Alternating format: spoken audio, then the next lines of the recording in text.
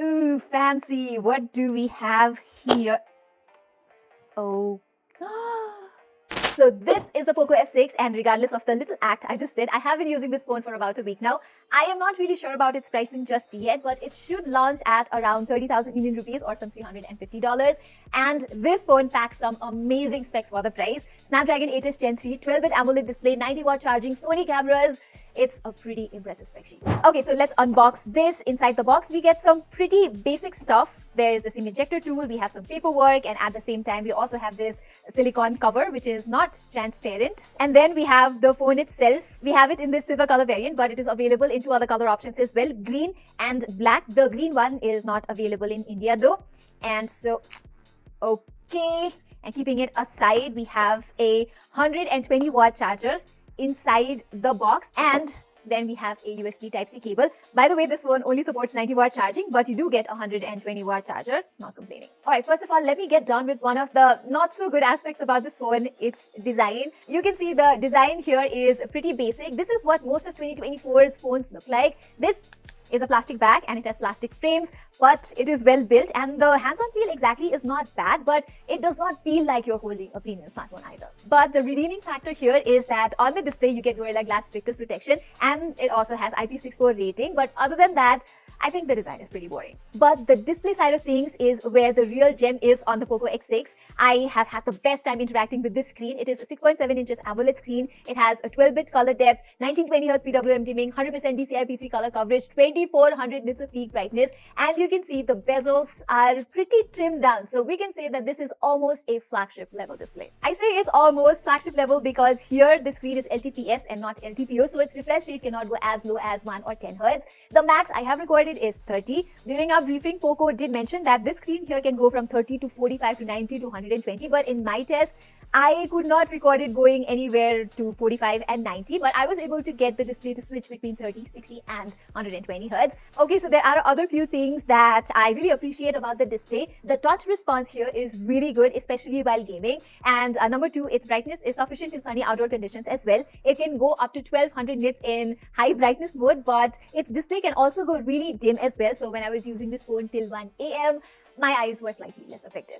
Anyway, the best thing about this phone is its performance. Finally, I feel like the Poco F1 legacy is back, and we have a Snapdragon 8 series chipset here, the Snapdragon 8S Gen 3 along with DDR5X RAM and UFS 4.0 storage. Now, you have to know that the Snapdragon 8S Gen 3 is almost as good as the 8 Gen 2. The only thing that the 8 Gen 2 does better is GPU performance because it uses a better GPU, but the CPU architecture is actually better on the 8S Gen 3. Plus, it also comes with on-device AI capabilities, and it supports a few AI models as well.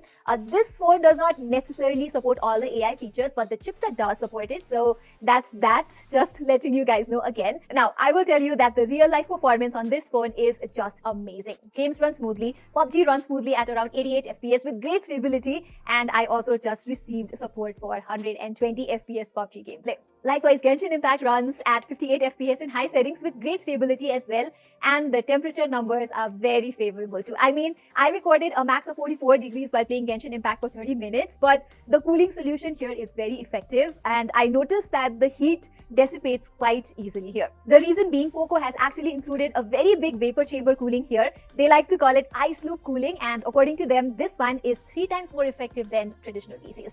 Now, I'm not sure about the 3 times, but I never felt the phone getting uncomfortably hot, so I will give good points to this one. I also tried shooting a 30-minute video in 4K 60 FPS to check how much the phone will heat, and here the numbers are on the screen, which are pretty impressive. And I appreciate that it didn't throttle and shut down, so that is nice as well. Anyway, Poco has improved a lot in the software side of things as well. Here you get Android 14 with HyperOS out of the box, and Poco has also promised for 3 years of OS updates and 4 years of security updates on this thing. And I have to tell you, HyperOS is not as demanding as MIUI, so you don't have to deal with unnecessarily heavy animations and stuff here. Plus, it's also quite optimized. I tried finding flaws, like I digged in really deep, but I could not actually find ads or things like that. I did notice that the System Music app runs a few ads, but other than that, in the UI, there is no unnecessary recommendations. So the experience, I would say, is pretty much clean on this device. There are a ton of pre-installed apps, like always, but most of them can be uninstalled, so that's not a big issue either. Even the overall experience here has been good. It has really nice speakers, by the way. They're really loud, balanced from both the units on the top as well as the bottom. And as expected, you don't get a lot of bass in a mid-range device, but they're nice sounding speakers, so no complaints. However, I am not a very big fan of the haptic motor here. It's not the worst, that I'll tell you. In fact, it's better than something like the Galaxy A35 or the Moto Edge 50 Pro. Poco does say that they've used an X-axis vibration motor, but I found it to not be very impactful. Just a day ago, I published a video of the Realme GT60 and it had a much better haptic feedback. But I do appreciate that the haptics here is implemented in the UI elements as well, which makes it sort of pleasant to use. Okay, moving on, one of the other aspects that's really good here is the battery life. It has a 5000 mAh cell, which gave me a full day of usage on moderate to heavy use, so I will not complain about that. Charging here is fast too. With the 90-watt charging support, this phone can go from 0 to 30% in 8 minutes, 50% in 17 minutes, and 100% in 45 minutes. Alright, so let's talk about the cameras now, and seems like Poco has learned their lesson from last year and gotten rid of the OmniVision sensor and included a Sony sensor instead, not just in the primary lens but in the ultra-wide-angle lens as well. And after clicking a ton of pictures, I can say that the quality of cameras here has improved. I mean, Poco F5's cameras were, for the lack of a better word, completely garbage, but now it's not like that. Now, don't be mistaken, the cameras here are definitely better than the F5, but not extraordinary for the price. You will notice good details and dynamic range in the images, but I think Poco could still work a little on the color processing side of things. The images sometimes have overbearingly warm color tone, which does not seem nice, and I also found that the focus area here is quite narrow while shooting close-up shots, and the colors are not the most accurate too.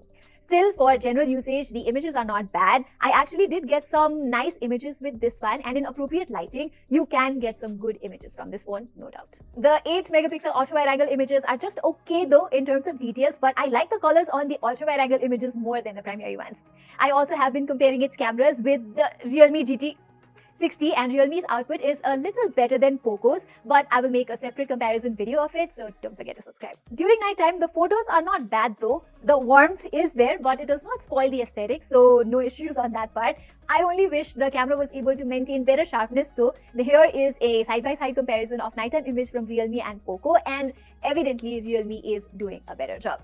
Now, portraits from this phone are decent most of the time. The subject's face is smoothened and sometimes there is this yellow tint on the skin, but it's not entirely bad, so I will not complain that much. I wish there was a 2x portrait option though. That was a major miss. Anyway, I am happy with the selfies that I got from this phone. It has a good amount of smoothing, but the end result is good. The exposure management and everything is nice, and the highlights are preserved well, so good points on that part. And the videography side has been improved as well. Previously on the Poco F5, there only was 4K 30 FPS recording, but here you get 4K 60 FPS recording as well. The 4K 60 FPS footages from the Poco F6 are actually nice enough. You will only see some jitters while moving. Otherwise, the details and color reproduction is good, so I will not complain much. If you switch to the 4K 30 FPS resolution, you will get smoother footages for sure. But I am slightly disappointed by the fact that its selfie camera cannot record more than 1080p resolution. The max you can go here is 1080p 60. You don't have 4K option, which for this price range in 2024 is sort of disappointing. Okay, so with this, we've come to the end of this video, and as with all Poco phones, the Poco F6 is a great device for performance-centric users,